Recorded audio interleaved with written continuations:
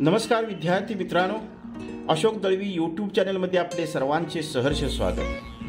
मित्र हो, आपण आता पाहणार आहोत इयत्ता 9वी विषय गणित भाग 2 मध्ये वार्षिक परीक्षेसाठी उपयुक्त असणारी नमुना प्रश्नपत्रिका आणि त्या नमुना प्रश्नपत्रिकेची आदर्श उत्तर पत्रिका। तर मित्र हो, सुरुवातीला आपण नमुना प्रश्नपत्रिका पाहूया आणि नंतर त्या नमुना प्रश्नपत्रिकेची आदर्श उत्तरपत्रिका कशी असावी किंवा कशी सोडवावी ती आपण पाहणार आहोत। चला तर मग पाहूया आपण नमुना प्रश्नपत्रिका इयत्ता 9वी विषय गणित भाग 2 गुण 40 वेळ 2 तास। या प्रश्नपत्रिकेमध्ये सुरुवातीला पहिला जो प्रश्न दिलेला आहे प्रश्न क्रमांक 1 4 गुणासाठी आहे, तो बहुपर्यायी आहे। त्याच्यामध्ये सुरुवातीला पहिला प्रश्न दिलेला आहे एका चौरसाच्या कर्णाची लांबी 12 वर्गमुळात 2 सेमी आहे, तर त्याची परिमिती किती। आपल्याला पर्याय दिलेले आहेत ए बी सी डी, यापैकी योग्य पर्याय निवडायचा आणि तो फक्त पर्यायच आपण लिहायचा आहे, त्याचं वर्णाक्षर पर्यायाचं लिहायचं आहे। त्याच्यानंतर दुसरा जो प्रश्न आपल्याला दिलेला आहे तो म्हणजे त्रिकोणाच्या सर्व शिरोबिंदूतून जाणाऱ्या वर्तुळाला काय म्हणतात। ए बी सी डी पर्याय दिलेले आहेत आपल्याला परिवर्तुळ, अंतर्वर्तुळ, एकरूप वर्तुळ, एककेंद्री वर्तुळ, यापैकी योग्य पर्याय निवडायचा आणि पर्यायाचं वर्णाक्षर आपण फक्त लिहायचं आहे।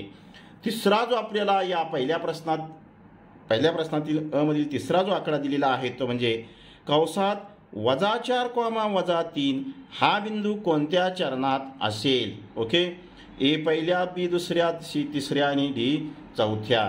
त्याचबरोबर पहिला प्रश्न अ त्याच्यातील चौथा आकडा खालीलपैकी कोणते विधान सत्य आहे। ए साइन थीटा बरोबर cos 90 - theta, B cos theta बरोबर tan 90 - theta, C sine theta बरोबर tan 90 - theta, D tan theta बरोबर टॅन 90 - थीटा। ओके, हा होता प्रश्न 1 अ मधील 4 उपप्रश्न।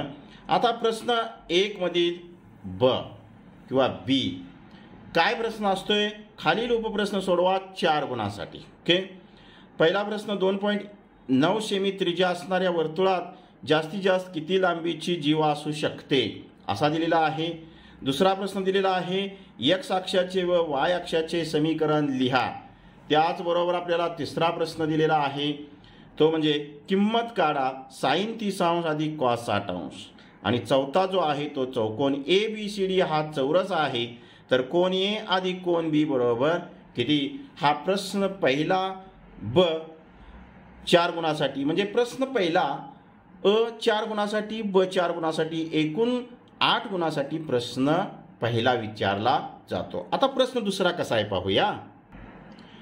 प्रश्न दुसरा अ पुढीलपैकी कोणत्याही 2 कृती पूर्ण करा 4 गुणासाठी। प्रत्येक कृती 2 गुणासाठी असते। या ठिकाणी पहिली कृती मी दिलेली आहे, आकृती काढलेली आहे त्रिकोणी ए बी सी आणि ई एफ हा मध्ये एक रेषाखंड काढलेला आहे। कसा आहे बघा, त्रिकोण ए बी सीच्या बाजू ए बी व ए सीचे अनुक्रमे बिंदू ई व एफ हे मध्यबिंदू आहेत। ई आणि एफ या दोन बाजूंचे मध्यबिंदू आहेत।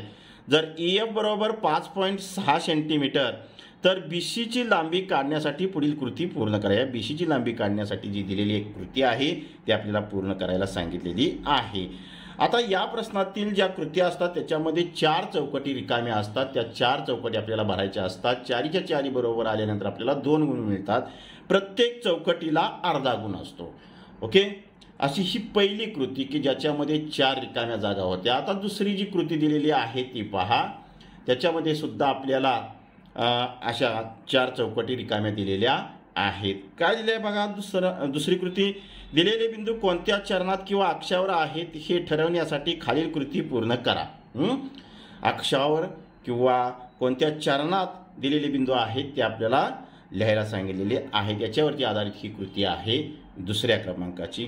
त्याचबरोबर तिसरी एक कृती आपल्याला दिलेली आहे ती काय आहे पहा, 5 साइन 30° अधिक 3 टॅन 45° ची किंमत काढण्यासाठी कृती पूर्ण करा। 1, 2, 3 आणि 4 चौकटी दिलेल्या आहेत त्या पूर्ण करायच्या आहेत। अशा प्रकारे प्रश्न 2 अ मध्ये 3 कृती आपल्याला दिलेल्या जातात आणि त्याच्यापैकी आपल्याला फक्त 2 कृत्या सोडवायच्या असतात 4 गुणासाठी। प्रश्न 2 हा प्रश्न असतो. ओके, लगेचच आपण पाहूया प्रश्न 2 प्रश्न क्रमांक 2 खालील उपप्रश्न सोडवा कोणतेही 4. याच्यामध्ये आपल्याला 5 प्रश्न एकूण दिले जातात, त्यापैकी 4 सोडवायचे असतात 8 गुणासाठी. म्हणजे प्रत्येक प्रश्न हा 2 गुणासाठी असतो. या ठिकाणी पहिला, दुसरा, तिसरा, चौथा आणि आपल्याला 5वा हा एक प्रश्न दिलेला आहे. यापैकी आपल्याला किती सोडवायचे आहेत? 4. अशा पद्धतीने हा दुसरा प्रश्न आहे. आता तिसरा प्रश्न कसा असतो तो पाहूया. प्रश्न तिसरा खालीलपैकी कोणतीही एक कृती पूर्ण करून लिहा 3 गुणासाठी.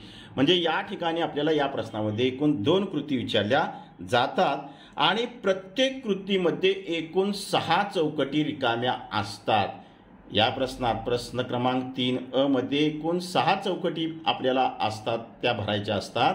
प्रत्येक चौकटीला अर्धा गुण असतो, म्हणजे 6 चौकटीचे एकूण आपल्याला 3 गुण, बरोबर चौकटी असतील तर आपल्याला 3 गुण मिळतात. ही पहिली कृती प्रश्न तिसरा मधली होती. प्रश्न तिसरा मध्ये दुसरी कृती काय आहे बघा. तर ती अशा प्रकारे म्हणजे आपल्याला प्रमेयावरती आधारित दिलेली आहे. एकाच वर्तुळातील एकरूप जीवा वर्तुळ केंद्रापासून समान अंतरावर असतात हे सिद्ध करण्यासाठी खालील कृती पूर्ण करा दिलेली आहे.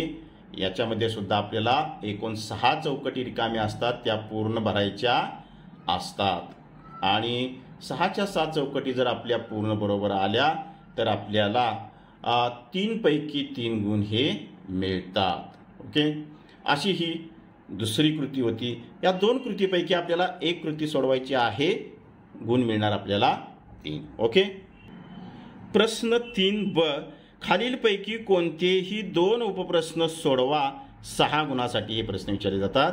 या ठिकाणी 1, 2, 3 आणि 4 असे आपल्याला उपप्रश्न दिले जातात. त्यापैकी आपण किती सोडवायचे? 2. प्रत्येक उपप्रश्नाला किती गुण आहेत?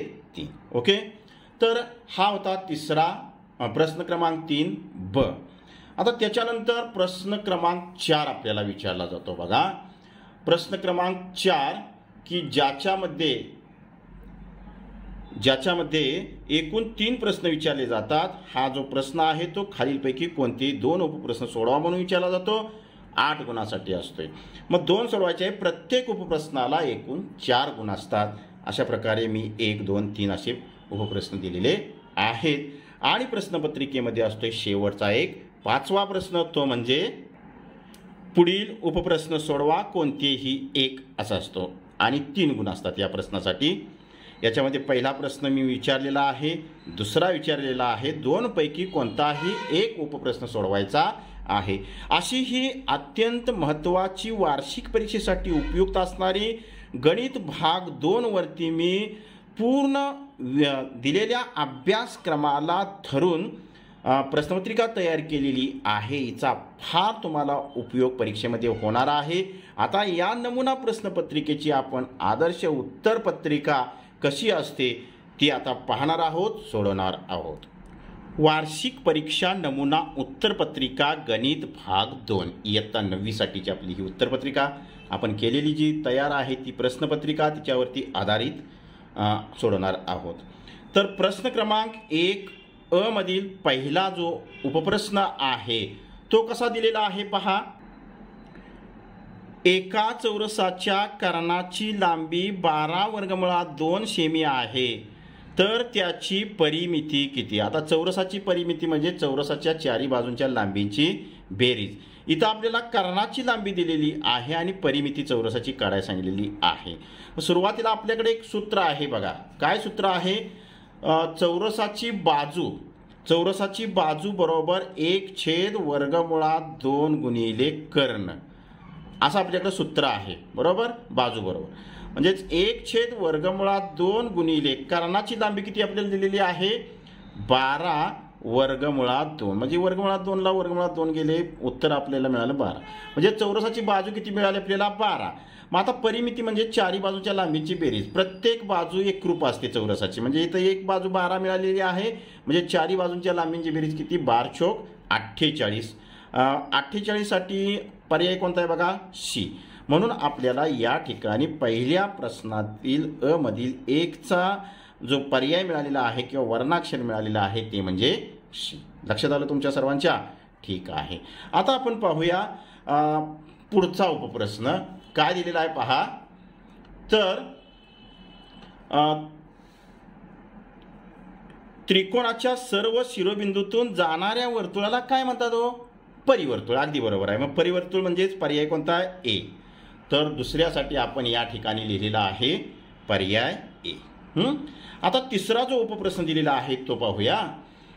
काय बघा, कंसात -4, हा बिंदू कोणत्या चरणात असेल? बघा, जर दिलेल्या बिंदूचे दोन्ही निर्देशक ऋण असतील तर तो बिंदू तिसऱ्या चरणामध्ये येतो. ओके, म्हणजे तिसरे चरण कुठं आहे बघा? सी. म्हणजे पर्याय कोणता मिळतो आपल्याला?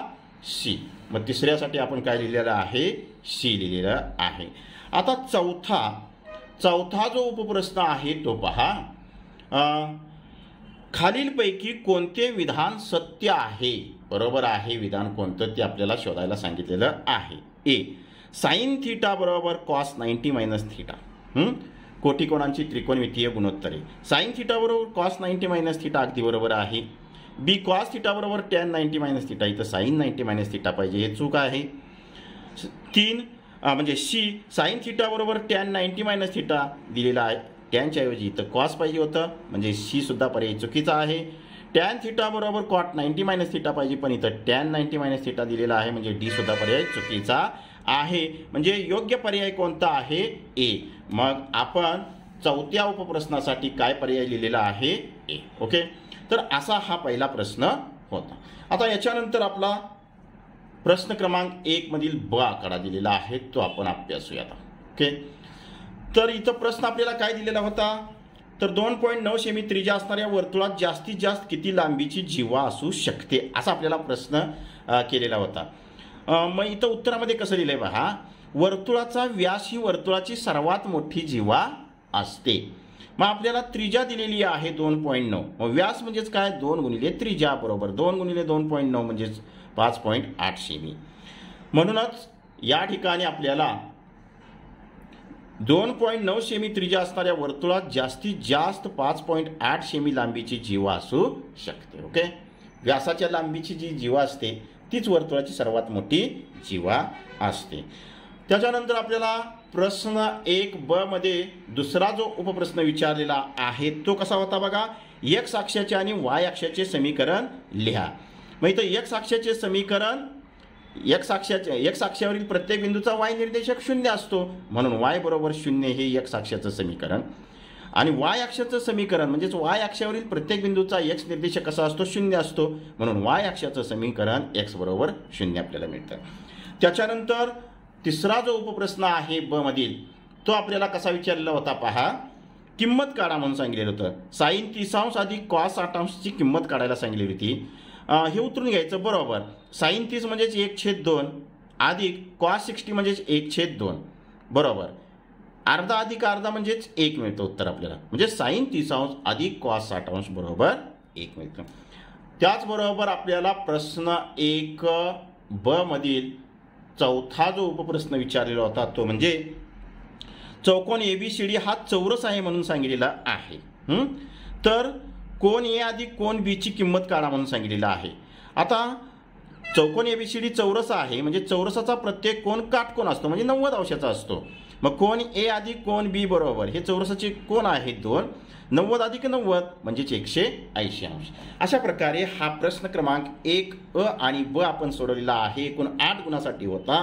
अशा प्रकारे आपण प्रश्न सोडवला तर 8 पैकी 8 गुण हे मिळतातच. ओके, लगेचच पाहूया आपण आता पुढचा प्रश्न. प्रश्न क्रमांक 2 अ पुढीलपैकी कोणत्याही 2 कृती पूर्ण करा. 3 कृत्या विचारल्या जातात. पहिली कृती विचारलेली आपल्याला आकृती त्रिकोण ABC दिलेला आहे. EF हा एक रेषाखंड काढलेला आहे. त्रिकोण ABCच्या बाजू AB व AC चे अनुक्रमे बिंदू E व F हे मध्यबिंदू आहेत. जर EF ची लांबी 5.6 तर BC ची लांबी काढण्यासाठी पुढील कृती पूर्ण करा. म्हणजे BC आपल्याला काढायला सांगितलेलं आहे. आता दिलेल्या कृतीमध्ये म्हणजे उकल आता काय ते पहा. बघा या ठिकाणी त्रिकोण ABC मध्ये बिंदू E व F हे अनुक्रमे बाजू AB बाजू AC. ओके, म्हणजे या पहिल्या चौकटीमध्ये काय मिळतं आपल्याला AC चे मध्यबिंदू आहे. ओके, आता या ठिकाणी EFचं अंतर काढायचं झालं तर हाफ BC 1/2 BC हे मध्यबिंदूचं प्रमेय आपण शिकलेलो आहोत. ओके, त्याचाच उपयोग करायचा आता आपल्याला. EF बरोबर 1/2 गुणिले BC हे कशावरून तर मध्यबिंदूचे प्रमेय हे दुसऱ्या चौकटीमध्ये येतं. आता EFची लांबी आपल्याला दिलेली आहे 5.6 सेंटीमीटर, ती या चौकटीमध्ये येते. 5.6 बरोबर 1/2 गुणिले BC आणि म्हणूनच BC बरोबर काय होणार 5.6 गुणिले 2 होणार आणि 5.6 गुणिले 2 म्हणजेच 11.2 हे चौथ्या चौकटीमध्ये उत्तर येणार. अशी ही पहिली कृती होती. त्याच्यानंतर आपल्याला काय सांगितलेलं आहे दिलेले बिंदू कोणत्या चरणात किंवा अक्षावर येतात याच्यासाठी चौकटी पूर्ण करायला दिलेल्या आहेत. बिंदू निर्देशक 5,3 म्हणजे दोन्ही निर्देशक धन आहेत चरण पहिले. 2,-5 या ठिकाणी X निर्देशक धन Y निर्देशक ऋण असेल तर तो बिंदू चौथ्या चरणामध्ये येतो, चौथं चरण. पुन्हा -3,0 या ठिकाणी Y निर्देशक 0 आहे म्हणजे तो बिंदू X अक्षावर येतो. -4,-5 दोन्ही निर्देशक ऋण आहेत म्हणजे चरण क्रमांक 3 हे या चौथ्या चौकटीमध्ये आपल्याला लिहावं लागणार. त्याच्यानंतर दिलेली आहे आपल्याला तिसरी कृती, ती पाहूया. तर या ठिकाणी आपल्याला किंमत काढण्यासाठी दिलेली कृती आहे 5 sin 30° अधिक 3 tan 45° बरोबर 5 गुणिले sin 30 म्हणजे 1/2 अधिक 3 गुणिले tan 45 म्हणजे किंमत 1 येते, ही या चौकटीमध्ये येणार. बरोबर 5 गुणिले 1/2 म्हणजे 5/2 अधिक 3 एके 3 हे या चौकटीमध्ये मिळणार. बरोबर 5 अधिक खाली भागिले 2 होतं म्हणजे चौकटीमध्ये 3 दुनी 6 येतं. 6 5 11 हे या शेवटच्या चौकटीमध्ये येतं, भागिले 2 आहे तसंच. अशा प्रकारे हा प्रश्न क्रमांक 2 मधील ज्या काही कृत्या होत्या 3 त्या सोडवलेल्या आहेत. आता प्रश्न क्रमांक 2 मध्ये कसे प्रश्न विचारले जातात ते पाहूया. प्रश्न क्रमांक 2 मध्ये आपल्याला काय प्रश्न पहिला विचारलेला होता तर किंमत काढा म्हणून सांगितलेलं होतं. कशाची cos 56° भागिले sin 34° याची किंमत काढायला सांगितलेली आहे. मग ते दिलेलं जे गुणोत्तर आहे ते उतरून घ्यायचं. बरोबर कॉस किंवा साईनचं रूपांतर अंशात असणाऱ्या कॉसचं रूपांतर साईनमध्ये करून घ्या किंवा छेदात असणाऱ्या साईनचं कॉसमध्ये रूपांतर करून घेतलं असं तरी चालतंय. या ठिकाणी कोटीकोणांची त्रिकोणमितीय गुणोत्तरे आपण अभ्यासलेली आहे, त्याच्यावरती आधारित हे उदाहरण आहे. मग आपण अंशातच कॉसचं काय करूया साईनमध्ये रूपांतर करूया. कॉस थीटा बरोबर साईन 90 मायनस थीटा म्हणजे साईन 90 मायनस थीटा म्हणजेच किती आहे 56 आहे. 90 वजा 56 कंसाचा अंश भागिले खाली साईन 34° आहे तसंच ठेवायचं. बरोबर साईन 90° वजा 56 90मधनं 56 गेले राहिले 34 म्हणजे साईन 34° भागिले खाली साईन 34° आहे तसं आहे. निघून गेलं म्हणजेच कॉस 56° भागिले साईन 34° बरोबर किती मिळालं उत्तर आपल्याला 1. असा हा पहिला प्रश्न होता. आता दुसरा प्रश्न काय विचारलेला आहे तर या ठिकाणी दुसरा जो प्रश्न आपल्याला विचारलेला आहे x अक्षाला समांतर आणि x अक्षापासून 5 एकक अंतरावर किती रेषा आहेत या प्रश्नाचं अगोदर उत्तर लिहूया. x अक्षाला समांतर आणि x अक्षापासून 5 एकक अंतरावर वरती आणि खाली किती अशा मिळून रेषा असतात 2 रेषा असतात. हे झालं पहिल्या प्रश्नाचं उत्तर. त्याच्यामध्ये त्यांची समीकरणे लिहा. मग त्या रेषांची समीकरणे वरच्या बाजूला असणारी x अक्षाला समांतर रेषा ही 5 एकक म्हणजेच y अक्षाला छेदते म्हणजेच y बरोबर 5 आणि खालच्या बाजूला y अक्षाला -5 मध्ये छेदते म्हणून y बरोबर -5 अशी 2 समीकरणं आपल्याला मिळतात. ओके. प्रश्न 2 मध्ये आपल्याला तिसरा उपप्रश्न काय विचारलेला होता तर चौकोन PQRS या समभुज चौकोनात जर PQ बरोबर 7.5 सेंटीमीटर तर QR आपल्याला काढायला सांगितलेलं आहे. त्याचबरोबर जर कोन QPS बरोबर 75° तर कोन SRQ आपल्याला काढायला सांगितलेला आहे. बरोबर.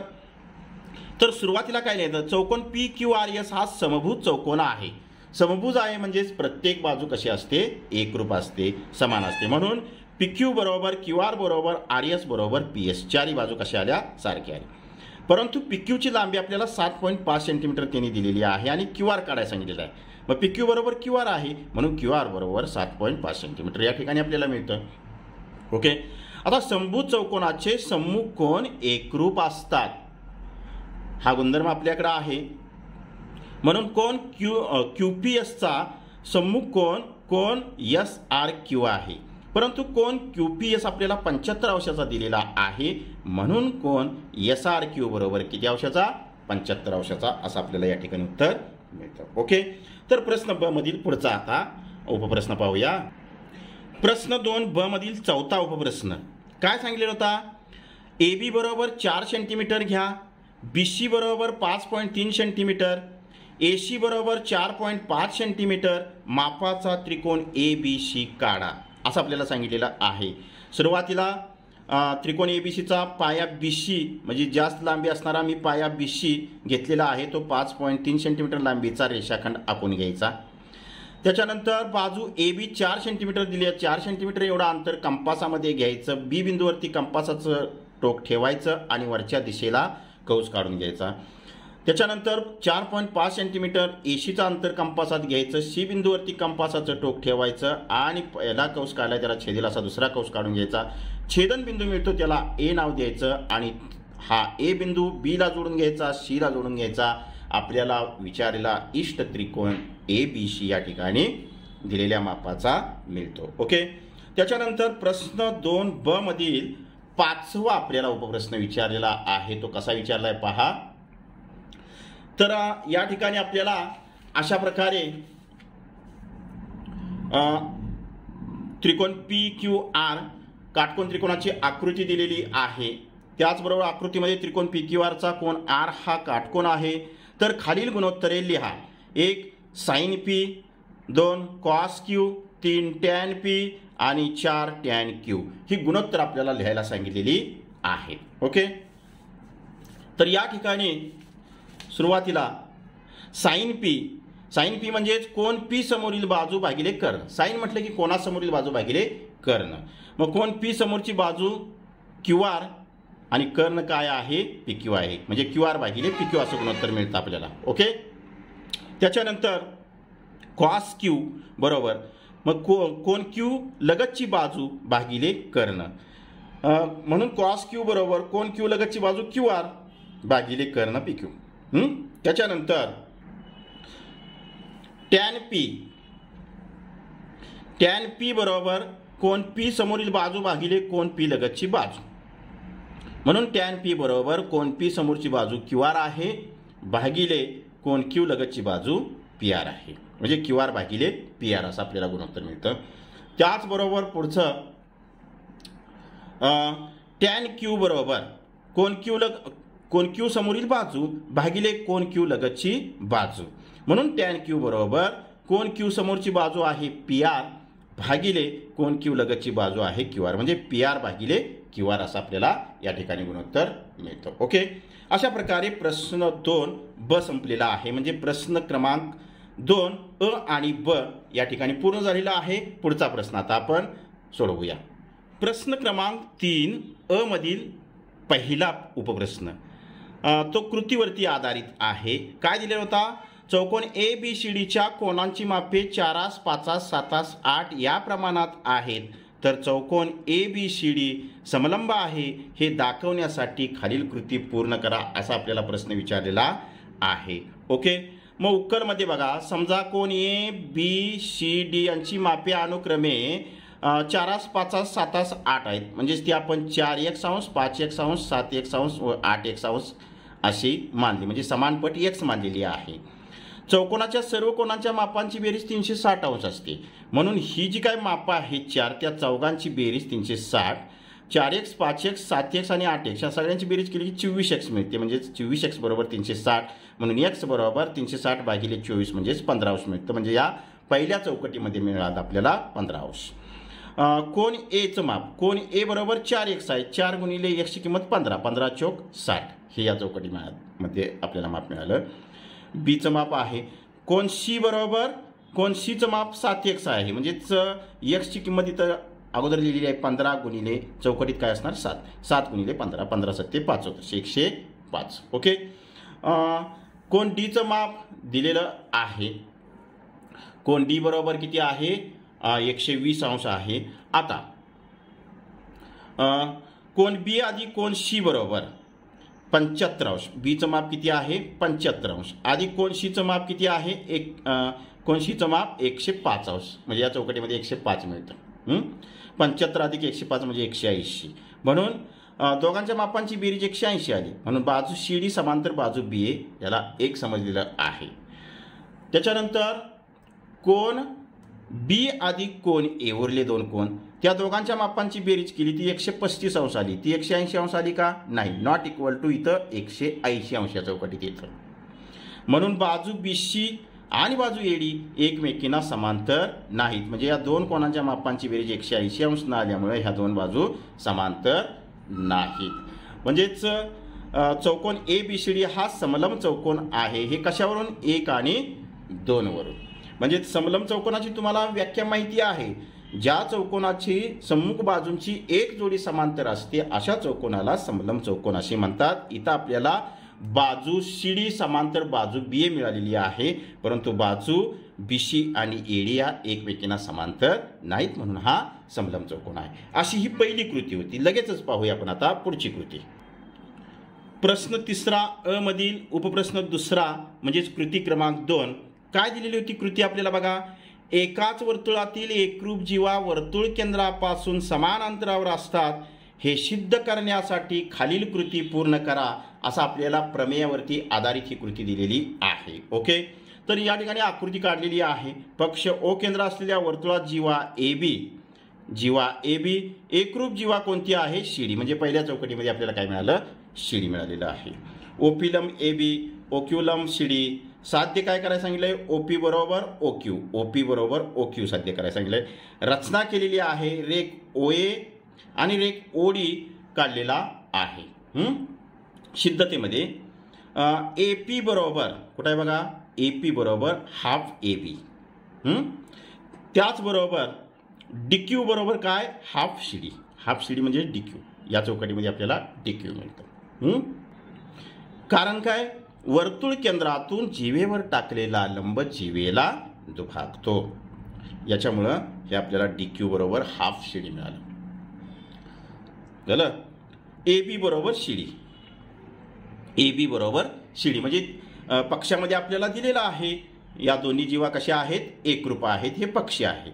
म्हणून एपी बरोबर डीक्यू, एपी बरोबर डीक्यू या ठिकाणी मिळालेला आहे. त्याचबरोबर तेच कसं विधान लिहिलेलं आहे. एपी बरोबर डीक्यू म्हणजेच रेख एपी एकरूप रेख, डीक्यू याला एक समजलेला आहे समान लांबीचे रेषाखंड. आता काटकोन त्रिकोण एपीओ आणि काटकोन त्रिकोण डीक्यूओ मध्ये बघा. काटकोन त्रिकोण एपीओ आणि डीक्यूओ मध्ये काय दिलेलं आहे तर रेख एपी एकरूप रेख काय येणार एपीला बघा. एपीला एकरूप रेख डीक्यू. तेच या ठिकाणी डीक्यू लिहिलेलं आहे. कशावरून तर 1 वरून. कर्ण आता या काटकोन त्रिकोणांच्या मध्ये कर्ण ओए एकरूप कर्ण ओडी बघा. कर्ण ओए एकरूप कर्ण ओडी एकाच वर्तुळाच्या त्रिज्या असल्या कारणाने ते दोन्ही काय आहेत एकरूप आहेत. म्हणून त्रिकोण एपीओ एकरूप त्रिकोण डीक्यूओ. या चौकटीमध्ये काय मिळालं आपल्याला कर्णभुजा प्रमेय. म्हणजे संगत बाजू एक एकरूप आहे आणि दोन्ही संगत कर्ण एकरूप असल्यामुळे कर्णभुजा कसोटीवरून हे 2 त्रिकोण कसे मिळाले एकरूप मिळाले. आता हे जर 2 त्रिकोण एकरूप मिळाले तर रेख ओपी एकरूप रेख ओक्यू एकरूप त्रिकोणांच्या संगत भुजा. म्हणून ओपी बरोबर ओक्यू. या चौकटीमध्ये ओपी मिळतं. एकरूप रेषाखंडांची लांबी समान. म्हणून वर्तुळातील एकरूप जीवा वर्तुळ केंद्रापासून समान अंतरावरती असतात. अशी ही दुसरी कृती होती ती या ठिकाणी संपलेली आहे. प्रश्न 3 ब काय विचारला जातो प्रश्न बघा. खालीलपैकी कोणतेही 2 उपप्रश्न सोडवा 6 गुणासाठी असतात. त्याच्यातील आपण पहिला प्रश्न विचारात घेतलेला आहे. प्रश्न काय विचारला बघा. त्रिकोण ए बी सी असा काढा की पाया BC बरोबर 6.2 सेंटीमीटर, माप कोन ACB बरोबर 50 अंशाचा आणि AB अधिक AC बरोबर 9.8 सेंटीमीटर. म्हणजे पायालगतचा एक कोन आणि उरलेल्या दोन बाजूंच्या लांबींची बेरीज दिली असतात त्रिकोण रचना करणे, याच्यावरती आधारित हे उदाहरण आहे. मग कच्ची आकृती आपण अशा पद्धतीनं काढून घ्यायची. त्रिकोण ABC अशा पद्धतीनं कच्ची आकृती काढायची आणि त्याच्यावरून आपण काय करायची, पक्की आकृती सांगितल्या पद्धतीने या ठिकाणी काढून घ्यायची. सुरुवातीला या ठिकाणी पाया 6.2 सेंटीमीटर लांबीचा BC काढून घ्यायचा. पुन्हा C हा कोन 50 अंशाचा आहे. C कोणाजवळ C बिंदूपाशी 50 अंशाच्या कोनातून जाणारं हे असं लांब किरण काढून घ्यायचं. CD हे किरण काढल्यानंतर या किरणावरती आपण दोन बाजूंच्या लांबींची बेरीज किती दिली आहे, 9.8 सेंटीमीटर एवढं कंपासात अंतर घ्यायचं आणि C बिंदूवरती कंपासाचं टोक ठेवून या किरणावरती चाप मारून घ्यायचा. जिथं छेदनबिंदू मिळतो त्या ठिकाणी आपण त्रिकोण ABC नाव दिलं, त्याच्या पुढचा बिंदू घ्यायचा आणि D लिहायचा. हा मिळालेला D बिंदू आणि B बिंदू जोडायचा आणि BD या रेषाखंडाचा लंबदुभाजक काढून घ्यायचा. काढलेला लंबदुभाजक मूळच्या किरणाला ज्या ठिकाणी छेदतो त्याला A नाव द्यायचं. त्रिकोण ABC आपल्याला या ठिकाणी मिळतो. अशी ही रचना होती. रचनेवरती आधारित हा प्रश्न 3ब मधील पहिला उपप्रश्न होता. ओके, आता पाहूया आपण प्रश्न 3ब मधील दुसरा उपप्रश्न. ओके, तर दुसरा उपप्रश्न आता आपण पाहूया. याच्यामध्ये कसा प्रश्न विचारलेला होता, चौकोन ABCD समांतरभुज चौकोन आहे. चौकोन ABCD मध्ये कोन A बरोबर 4x अधिक 13 अंश आणि कोन D बरोबर 5x वजा 22 अंश. तर कोन B आणि कोन C ची आपल्याला माप काढायला सांगितलेली आहेत. अशी एक साधी कच्ची आकृती काढून घ्यायची. दिलेली माप ज्या ठिकाणी आहेत त्या ठिकाणी लिहायची. आता आकृती काढल्यानंतर लिहायचं आपण, समांतरभुज चौकोनाचे लगतचे कोन पूरक असतात, होय का नाही. म्हणजे दोन्ही कोनांच्या मापांची बेरीज 180 अंश असते. मग कोन A आणि कोन D लगतचे कोन आहेत. A आणि D हे लगतचे कोन आहेत. मग त्या दोन कोनांच्या मापांची बेरीज या ठिकाणी केली तर 180 अंश पूरक कोन असल्यामुळं. मग 4x अधिक 13 अंश अधिक 5x वजा 22 अंश याला सोपं रूप दिल्यानंतर आपल्याला 4x आणि 5x 9x मिळालं. अधिक 13 आणि वजा 22 म्हटल्यानंतर वजा 9 मिळतं बरोबर 180 अंश. 9x बरोबर हे वजा 9 उजवीकडे गेलं म्हटल्यानंतर 180 अधिक 9 म्हणजे 189 मिळतं. म्हणून x बरोबर 189 भागिले 9 केल्यानंतर 21 मिळतं. म्हणजे x ची किंमत आपल्याला या ठिकाणी 21 मिळाली. आता आपल्याला जी काही कोणाची मापं दिलेली आहेत मिळालेलं आहे त्याच्यावरून काढूया आपण. म्हणून कोन Aचं माप जे होतं, कोन Aचं माप किती, 4x अधिक 13. 4x अधिक 13 बरोबर 4 गुणिले x ची किंमत 21 अधिक 13, 21 चौक 84 अधिक 13, 84 अधिक 13 म्हणजे 97 अंश. मग म्हणून कोन C चं माप किती असणार, 97. कारण का कोन A चा सम्मुख कोन कोणता आहे, C. कोन A चं माप 97 आलं म्हणजेच कोन C चं माप 97 सम्मुख कोन, कारण त्याच्यानंतर कोन D चं माप आपल्याला दिलेलं आहे. कोन D किती आहे, 5x वजा 22 अंश आहे. मग कोन D 5x वजा 22 म्हणजेच 5 गुणिले x ची किंमत 21 वजा 22, 21 पाचा 105 वजा त्याच्यातून 22 केलं 83 अंश मिळालं. म्हणून कोन B चं माप सुद्धा काय मिळतं, 83 अंश. का तर कोन D चा सम्मुख कोन B आहे आणि सम्मुख कोन एकरूप असतात. म्हणूनच या ठिकाणी कोन D चं 83 असल्यामुळे कोन B चं 83 अंश मिळालं, कारण त्याचं सम्मुख. ओके, लगेचच पाहूया आपण या प्रश्नातील पुढचा उपप्रश्न. प्रश्न 3ब मधील तिसरा उपप्रश्न काय दिलेला होता आपल्याला बा, वर्तुळाच्या केंद्रातून जीवेवर काढलेला लंब जीवेला दुभागतो हे सिद्ध करा असं प्रमेय दिलेलं आहे. मग वर्तुळ काढायचं, केंद्राला O नाव द्यायचं, एक जीवा AB काढायची, वर्तुळ केंद्रातून जीवेवर लंब टाकायचा OP आणि इतर रचना करायची आहे. पक्ष O केंद्र असलेल्या वर्तुळाची रेख AB ही जीवा आहे. रेख OP लंब जीवा AB लिहिलं, हे झालं पक्ष. साध्य कराय काय सांगितलंय, रेख AP एकरूप रेख BP. AP ला BP एकरूप आहे ही सिद्ध कराय सांगितलेलं आहे. सिद्धता, रेख OA आणि रेख OB काढला, हे दोन रेषाखंड काढून घेतले, त्याच्यामुळे दोन त्रिकोण मिळाले, त्रिकोण OPA आणि त्रिकोण OPB. या दोन त्रिकोणांच्या मध्ये आता काय एकरूप आहे, काय मिळतं एकरूप ते आपण आता लिहायचं. कोण OPA एकरूप कोण OPB दोन्ही काय आहेत, म्हणजे रेख OP लंबजीवा AB काढलेली असल्या कारणाने दोघांचं माप कसं आहे 90 अंश आहे, म्हणून ते दोन कोण एकरूप आहेत. रेख OP एकरूप रेख OP एकरूप रेख OP दोघांच्या मध्ये सामायिक भुजा आहे, म्हणून त्या दोन्ही संगत बाजू कशा आहेत एकरूप आहेत दोघांच्या. कर्ण OA एकरूप कर्ण OA एकरूप कर्ण OB का एकाच वर्तुळाच्या त्रिज्या आहेत, म्हणून हे दोन त्रिकोण कसे आहेत एकरूप आहेत. कुठल्या कसोटीवरून, कर्ण भुजा कसोटीवरून. म्हणून आपल्याला आवश्यक असणारी रेख PA एकरूप रेख PB एकरूप त्रिकोणाच्या संगत भुजा हे त्याचं कारण मिळतं. ओके. आता प्रश्न 3B मध्ये चौथा उपप्रश्न काय विचारलेला आहे पहा. जर कॉस थिटा बरोबर 24/25 तर साइन थिटा आणि टॅन थिटाची किंमत आपल्याला काढायला सांगितलेली आहे. ओके. दिलंय काय आपल्याला, कॉस थिटा बरोबर 24/25 हे लिहून घ्यायचं. घेतल्यानंतर साइन थिटा काढायला सांगितलंय, कॉस थिटाची किंमत दिलेली आहे. साइन आणि कॉसचा संबंध असणारं हे आपल्याकडे सूत्र तयार आहे. साइन स्क्वेअर थिटा अधिक कॉस स्क्वेअर थिटा बरोबर 1 हे समीकरण आपल्याकडे उपलब्ध आहे, ते लिहून घ्यायचं. म्हणून साइन स्क्वेअर थिटा अधिक कॉस थिटाची किंमत 24/25 आहे, त्याचा वर्ग बरोबर 1 लिहिलं. म्हणून साइन स्क्वेअर थिटा बरोबर 1 वजा ही उचलला आणि उजवीकडे नेल्या वजा झालं 24/25 कंसाचा वर्ग बरोबर 1 वजा 24चा वर्ग 576/25चा वर्ग 725 बरोबर. तिरकस गुणाकार केला 625 × 725 वजा 576 खाली 725 आहे तसंच. म्हणून साइन स्क्वेअर थिटा बरोबर 725 वजा 576 म्हणजे 49/725. दोन्ही बाजूचा आपण आता वर्गमूळ घ्यायचं. म्हणून साइन स्क्वेअर थिटाचं वर्गमूळ साइन थिटा बरोबर 49चं 7 आणि 725चं 25 म्हणजे 7/25 ही साइन थिटाची आपल्याला या ठिकाणी किंमत मिळाली. आता काय करायचं, टॅन थिटाची आपल्याला किंमत काढायला सांगितलेली आहे. ओके. मग टॅन थिटा बरोबर साइन थिटा भागिले कॉस थिटा आपल्याकडे उपलब्ध आहे बरोबर. हेच मी आता चिन्हाचा वापर करून साइन थिटा भागिले चिन्ह वापरलं कॉस थिटा, साइन थिटा भागिले कॉस थिटा बरोबर.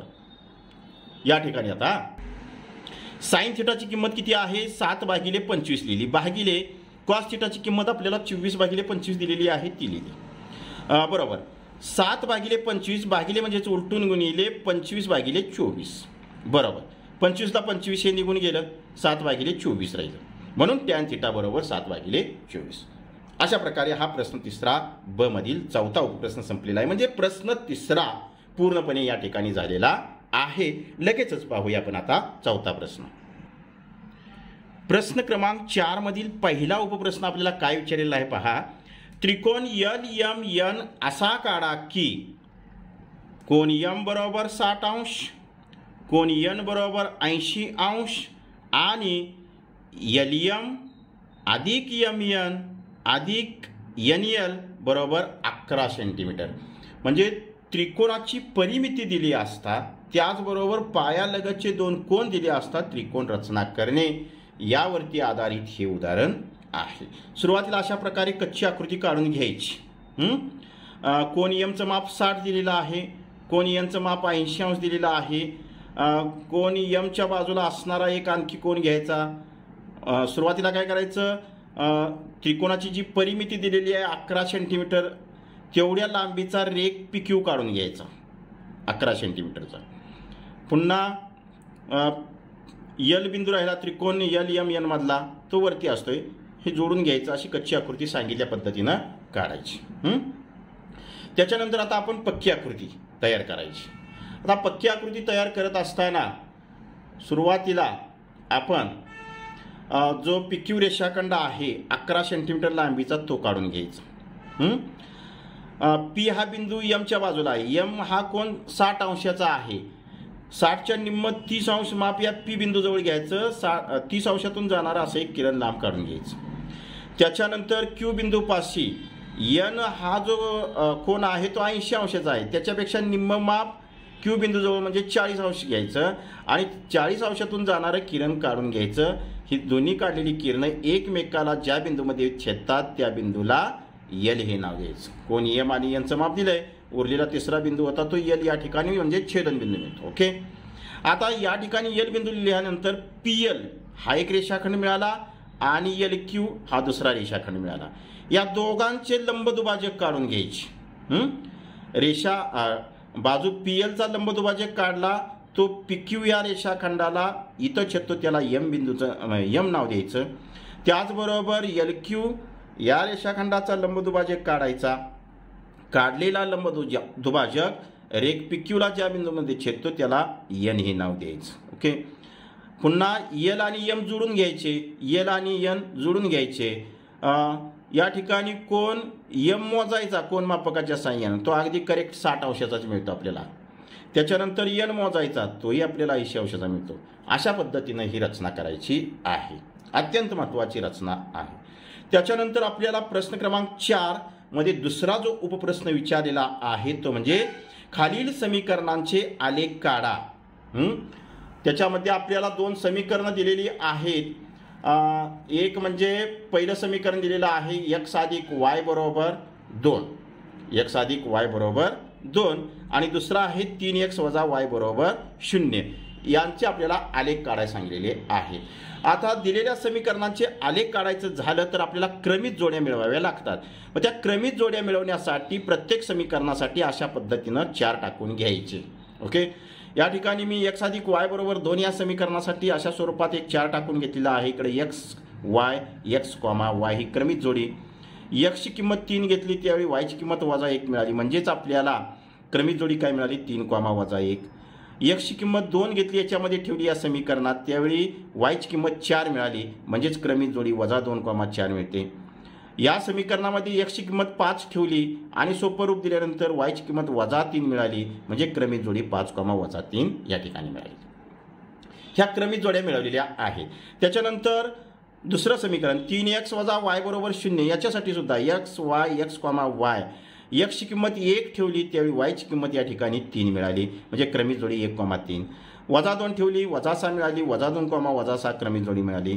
x ची किंमत 2 ठेवली, y ची किंमत 6 मिळाली, 2,600 क्रमित जोडी मिळाली. आता या क्रमित जोड्या काढल्यानंतर आपल्याला या मिळालेल्या क्रमित जोडींच्या आधारे आलेख काढावा लागतो. म्हणजे हे मिळालेले सर्व बिंदू आहेत ते स्थापन करावे लागतात. सुरुवातीला x अधिक y बरोबर 2 या समीकरणासाठी मिळालेल्या क्रमित जोड्या किंवा बिंदू आहेत ते आलेख कागदावरती स्थापन करायचे. स्थापन केल्यानंतर या तिन्ही बिंदूतून जाणारी एक रेषा मिळते ती अगोदर सुरुवातीला काढून घ्यायची. ती कशा पद्धतीनं काढायची तर पहा. अशा प्रकारे आलेख कागद घ्यायचा. प्रमाण दोन्ही अक्षावर 1 सेंटीमीटरवर 1 लिहिलेलं आहे. हा y अक्ष उभा काढलेला आहे, x अक्ष आडवा काढून घेतलेला आहे. त्याचबरोबर x अधिक y या समीकरणासाठी जे मिळालेले बिंदू होते 5, वजा 3, 3, वजा 1 असे स्थापन केलेले आहेत आणि वजा 2,4 या तिन्ही बिंदूतून जाणारी ही रेषा आखून घेतलेली आहे आणि ती रेषा x अधिक y बरोबर 2 या समीकरणाचे आहे तर नाव दिलेलं आहे. त्याचबरोबर दिलेलं दुसरं जे समीकरण आहे ते कोणतं आहे तर 3x वजा y बरोबर 0 याच्यासाठी वजा 2, वजा 6 आपल्याला बिंदू मिळालेला होता तो या ठिकाणी बरोबर आलेला आहे. तसेच 1,3 हा बिंदू इथं गेलेला आहे पहिल्या चरणामध्ये, 2,6 पहिल्या चरणामध्येच गेलेला आहे. हे तिन्ही बिंदू एक रेषी आहे, याच्यातून जाणारी आपण एक रेषा आपण घेतलेली आहे. अशा प्रकारे आपण सुरुवातीला क्रमित जोड्या मिळवायच्या, मिळालेल्या क्रमित जोड्या पुन्हा आलेख पेपरवरती स्थापन करायच्या आणि त्याच्यातून जाणाऱ्या ज्या काही रेषा असतात त्या आखून घ्यायच्या, म्हणजेच दिलेल्या समीकरणांचे अशा प्रकारे आलेख आपल्याला काढता येतात. ओके. लगेचच पाहूया प्रश्न क्रमांक 4 मधील पुढचा उपप्रश्न. प्रश्न क्रमांक 4 मधील तिसरा उपप्रश्न काय विचारलेला होता तर 6 सेमी बाजू असलेला समभुज त्रिकोण PQR काढा, त्याचे अंतर्वर्तुळ व परिवर्तुळ काढा म्हणून सांगितलेलं आहे. हा 6 सेंटीमीटर बाजू असलेला समभुज त्रिकोण आहे ABC. O हा वर्तुळाचा केंद्रबिंदू. अशा पद्धतीनं कच्ची आकृती काढून घ्यायची. त्रिकोणाचं परिवर्तुळ म्हणजे त्रिकोणाच्या तिन्ही शिरोबिंदूतून जाणाऱ्या वर्तुळाला त्रिकोणाचं परिवर्तुळ म्हणतात. आंतरवर्तुळ म्हणजेच काय, त्रिकोणाच्या तिन्ही बाजूंना आतून स्पर्श करणाऱ्या वर्तुळाला त्रिकोणाचं आंतरवर्तुळ म्हणतात. ही कच्ची आकृती काढल्यानंतर त्याच्यावरून आपण काय करायची, पक्की आकृती काढायची. सुरुवातीला काय करायचं, या ठिकाणी 6 सेंटीमीटर बाजू असलेला समभुज त्रिकोण काढून घ्यायचा.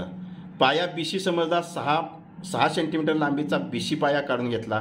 कंपासामध्ये BC एवढं अंतर घेतलं. B बिंदूवरती कंपास ठेवायचा, वरच्या दिशेने असा कंस मारायचा. पुन्हा C बिंदूवरती कंपास ठेवायचा, अंतर तेच 6 सेंटीमीटर. छेदेल असा कंस मारून घ्यायचा. छेदन बिंदू मिळतो त्याला A नाव द्यायचं. AB जोडायचा, AC जोडायचा. त्रिकोण ABC हा समभुज त्रिकोण आपल्याला या ठिकाणी मिळतो. आता परिवर्तुळ काढायचं झालं तर कोणत्याही दोन बाजूंचं लंबदुभाजक काढायचं. आता समभुज त्रिकोणाच्या बाबतीत जो केंद्रबिंदू मिळतो आपल्याला परिवर्तुळाचा आणि अंतर्वर्तुळाचा तो एकच असतो या. ओके, त्याच्यासाठी आपण दोन बाजूंचे लंबदुभाजक या ठिकाणी काढून घेतले. ते लंबदुभाजक एकमेकांना या बिंदूमध्ये छेदतात. त्या बिंदूला O नाव दिलं. O पासून B पर्यंतचं अंतर कंपासात घेतलं, वर्तुळ काढलं, ते त्रिकोणाचं परिवर्तुळ मिळालं. त्याच्यानंतर O पासून हा जो लंब आहे याला आपण काहीतरी नाव देऊया, M नाव देतो. OM हा लंब आहे. या हे लंबांतर कंपासामध्ये घ्यायचं. O हा केंद्रबिंदू घेऊन वर्तुळ काढल्यानंतर ते जे मिळणारं वर्तुळ आहे ते बरोबर त्रिकोण ABCच्या तिन्ही बाजूंना आतून स्पर्श करणारं म्हणजेच आंतरवर्तुळ मिळतं. ओके, अशा पद्धतीनं प्रश्न क्रमांक 4 मधील हा तिसरा उपप्रश्न संपलेला आहे. अत्यंत महत्त्वाचा हा प्रश्न आहे, लक्ष द्या. ओके, चला तर पाहूया आपण शेवटचा आणि 5वा प्रश्न. प्रश्न 5 मधील पहिला उपप्रश्न की जो प्रश्न असतोय तो पुढील उपप्रश्न सोडवा कोणताही एक असा विचारला जातो. 3 गुणासाठी असतोय, एकच आपल्याला सोडवायचा असतोय. आपण या ठिकाणी दोन्ही पण सोडवलेली आहेत. पहिला उपप्रश्न काय विचारलेला आहे, खालील विधाने सत्य की असत्य हे सकारण लिहा. पहिलं ए जे विधान विचारलेलं आहे ते म्हणजे प्रत्येक समांतरभुज चौकोन समभुज चौकोन असतो. तर हे विधान असत्य आहे, कारण समांतरभुज चौकोनाच्या फक्त सम्मुख बाजू एकरूप असतात. समभुज चौकोनाच्या सर्व बाजू एकरूप असतात. ओके, म्हणून हे विधान काय आहे, असत्य आहे. दुसरं बी हे विधान आपल्याला विचारलेलं होतं, प्रत्येक आयत हा समांतरभुज चौकोन असतो. हे विधान सत्य आहे, कारण आयताच्या सम्मुख बाजू एकमेकांना समांतर असतात, त्याच्यामुळे तो समांतरभुज चौकोन असतोच असतो. त्याच्यानंतर सी जो विचारलेला आहे तो म्हणजे प्रत्येक समांतरभुज चौकोन आयत असतो. हे विधान असत्य आहे, कारण आयताचे कर्ण एकरूप असतात आणि समांतरभुज चौकोनाचे कर्ण एकरूप नसतात. म्हणून हे विधान काय आहे, असत्य आहे. ओके, याच्यातील आता प्रश्न 5व्यातील दुसरा उपप्रश्न तो आता आपण पाहूया. काय विचारलेला होता प्रश्न बघा. तर एका वर्तुळाची त्रिज्या 5 सेंटीमीटर आहे. वर्तुळाची त्रिज्या 5 सेंटीमीटर आहे. त्या वर्तुळाच्या एका जीवेची लांबी 8 सेंटीमीटर आहे. जीवा PQ घेतलेली आहे. 8 म्हटल्यानंतर हे 4 आणि हे 4 अंतर आहे. तर त्या जीवेचे वर्तुळ केंद्रापासूनचे म्हणजे OM अंतर काढायला सांगितले. वर्तुळ केंद्रापासून ती जीवा किती अंतरावरती आहे हे आपल्याला काढायला सांगितलेलं आहे. ओके, तर आता समजा या ठिकाणी आपण आकृती काढलेली आहे. O केंद्र असलेल्या वर्तुळात जीवा PQ ची लांबी 8 सेंटीमीटर आहे. रेख OM लंब जीवा PQ. आता वर्तुळ केंद्रातून जीवेवर टाकलेला लंब काय करतो, जीवेला दुभागतो, म्हणजे 2 एकरूप भागामध्ये विभाजन करतो. म्हणून PM बरोबर MQ. PM बरोबर MQ बरोबर काय असते, या निम्म अंतर कशाच्या, PQच्या, हाफ PQ. म्हणजेच 1/2 गुणिले PQचं अंतर 8 आहे. 8/2 म्हणजे 4 सेंटीमीटर. ओके, मी या ठिकाणी 4 आणि 4 लिहिलेलं आहे. त्याच्यानंतर वर्तुळाची त्रिज्या 5 सेमी म्हणजेच OQ बरोबर OP. OQ आणि OP किती आहे, 5-5 सेंटीमीटर आहे. काटकोन त्रिकोण OMQ हे दोन्ही काटकोन त्रिकोण आहेत. त्यापैकी एक विचारात घेतला OMQ मध्ये पायथागोरसच्या प्रमेयावरून. आता पायथागोरसच्या प्रमेयावरून काय, काटकोन करणाऱ्या दोन बाजूंच्या वर्गांची बेरीज ही कशी असते, कर्णाच्या वर्गाबरोबर असते. म्हणजेच या ठिकाणी OMचा वर्ग अधिक MQचा वर्ग बरोबर कर्ण OQचा वर्ग. OM किती आहे, OM आपल्याला काढायचं आहे, म्हणजे OMचा वर्ग आहे तसंच राहील, अधिक MQ 4 आहे, 4चा वर्ग बरोबर OQ त्रिज्या 5 आहे, 5चा वर्ग. म्हणून OMचा वर्ग बरोबर 5चा वर्ग हे इकडे गेल्यानंतर वजा 4चा वर्ग बरोबर 5चा वर्ग 25 वजा 4चा वर्ग 16. म्हणून OMचा वर्ग बरोबर 9 मिळतं. म्हणून वर्गमूळ घेतल्यानंतर OM बरोबर या ठिकाणी किती मिळतं आपल्याला, 3 मिळतं. ओके, म्हणून वर्तुळ केंद्रापासून जीवेचे अंतर किती आहे, 3 सेंटीमीटर आहे. अशा प्रकारे प्रश्न क्रमांक 5 मधील दुसरा उपप्रश्न सुद्धा या ठिकाणी संपलेला आहे. म्हणजेच ही पूर्ण तयार केलेली अगदी अत्यंत महत्त्वाची प्रश्नपत्रिका पूर्ण सोडवून त्याची उत्तरपत्रिका झालेली आहे। या प्रश्नपत्रिकेमधील सर्व प्रश्न आणि त्यांची उत्तरं आपल्याला अगदी व्यवस्थितरित्या समजली असतील असं मी गृहीत धरतो। आपण या ठिकाणी थांबूया। हा व्हिडिओ आवडल्यास लाईक करा, शेअर करा, सबस्क्राईब करा। पुन्हा भेटू आपण अशाच प्रकारच्या नवीन शैक्षणिक व्हिडिओमध्ये। तोपर्यंत सर्वांना धन्यवाद।